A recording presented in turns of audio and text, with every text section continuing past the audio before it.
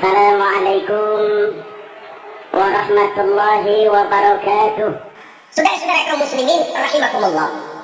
Yang keempat yang termasuk jenis dosa besar, az-zina, perbuatan zina.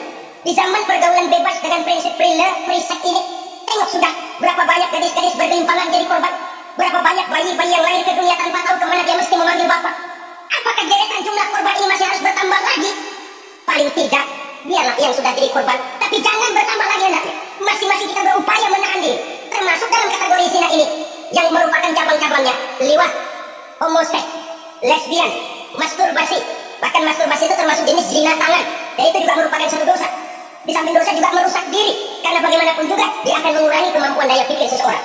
Maka agama memberikan jalan keluar. Pesan Nabi, ya ma'syara syabab, man istata'a minkumul ba'at falyatazawwaj. Hai para pemuda, kata Nabi, barang siapa di antara kamu yang sudah bisa ba'at, yang sudah mampu ba'at. Ba'at itu artinya memberikan nafkah, baik nafkah zahir maupun nafkah batin.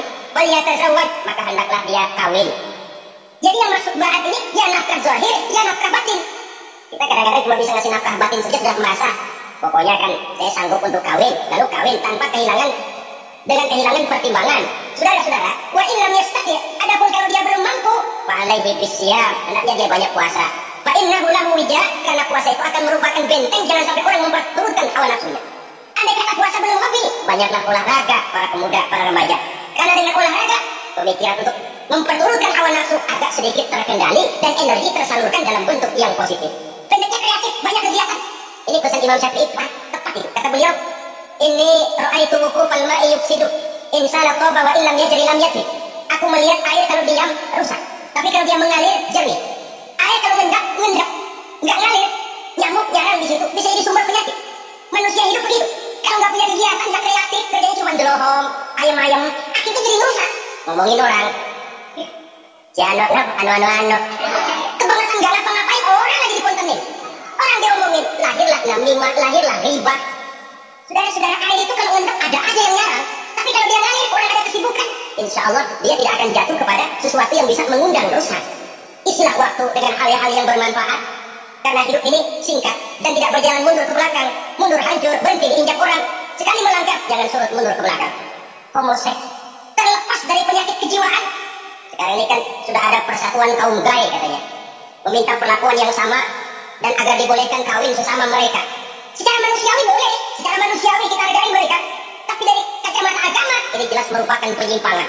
Dan penyimpangan merupakan suatu dosa, terlepas dari pertimbangan manusiawi. Jangan karena terlalu memperturutkan suara manusiawi, lalu kita mengesampingkan agama.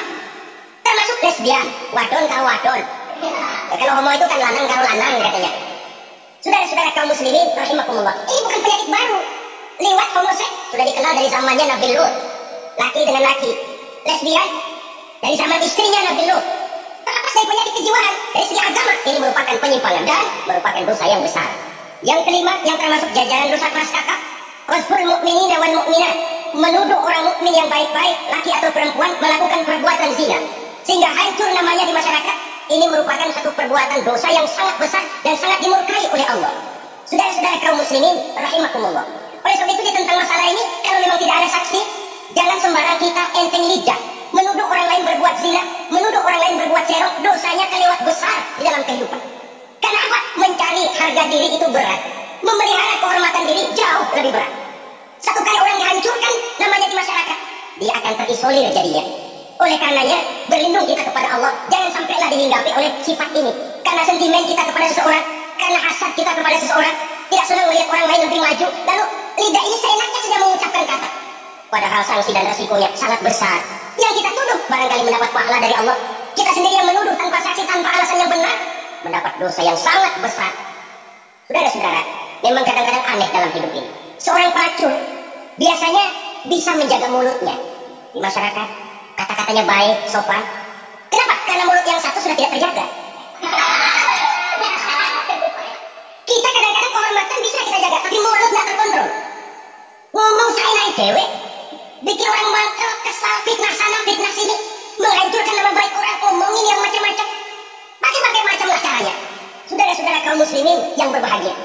Jadi dengan demikian, menuduh orang lain berbuat zina, sedangkan orang itu tidak pernah melakukannya, ini termasuk satu dosa yang sangat besar di dalam kehidupan ini. Yang keenam, al-'aqu bil walidain, durhaka pada ibu bapak seorang anak, bagaimanapun banyak nilai ibadahnya, banyak kebaikan di masyarakat, menyandang berbagai macam gelar, pangkat dan jabatannya tinggi, tapi kalau sudah durhaka kepada kedua orang tuanya, alamat hidup tidak lagi membawa keberkahan.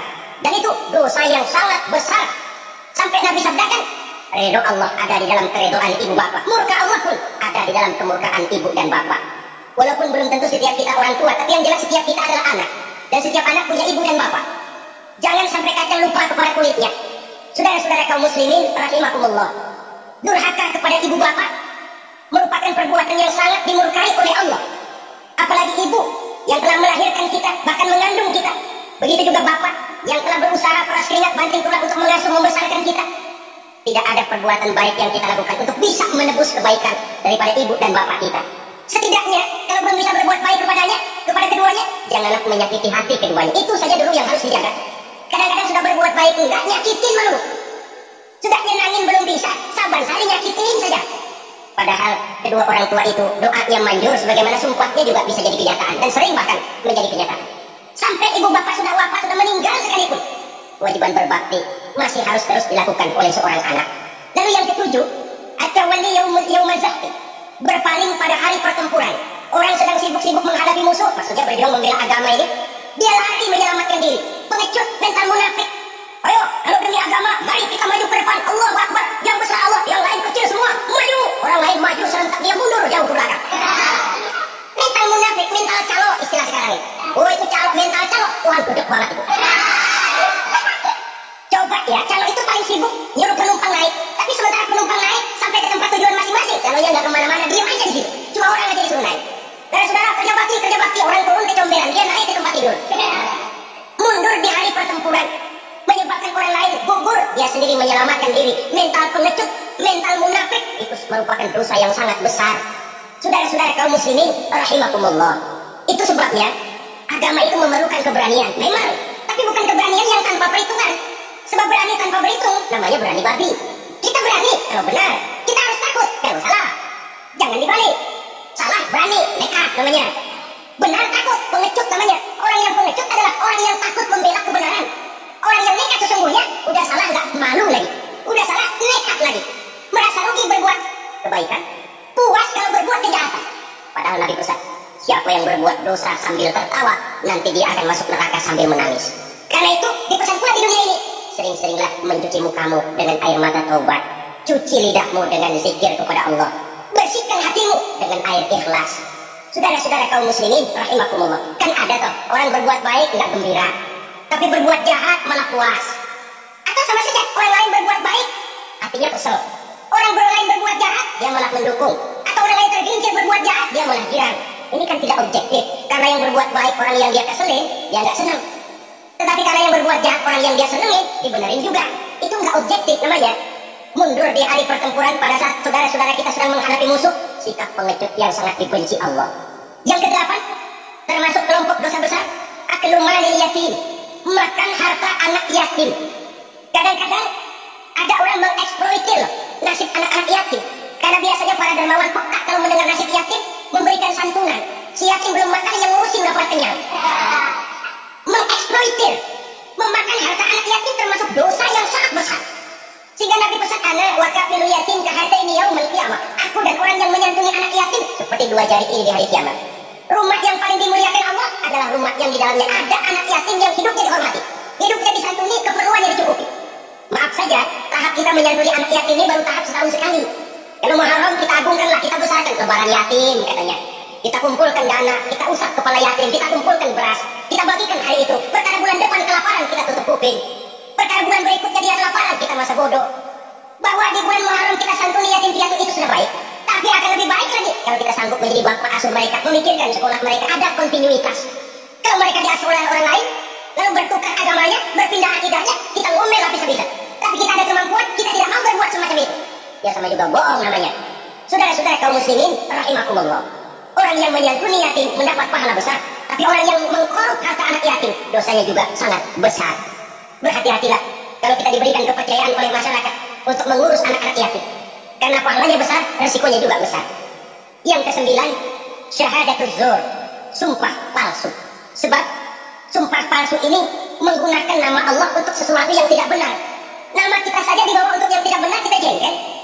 Nama kita dipalsukan untuk sesuatu yang tidak baik, kita kadang-kadang jengkel, tidak puas jengkel, menuntut melalui saluran hukum. Kenapa? Nama saya dicatat.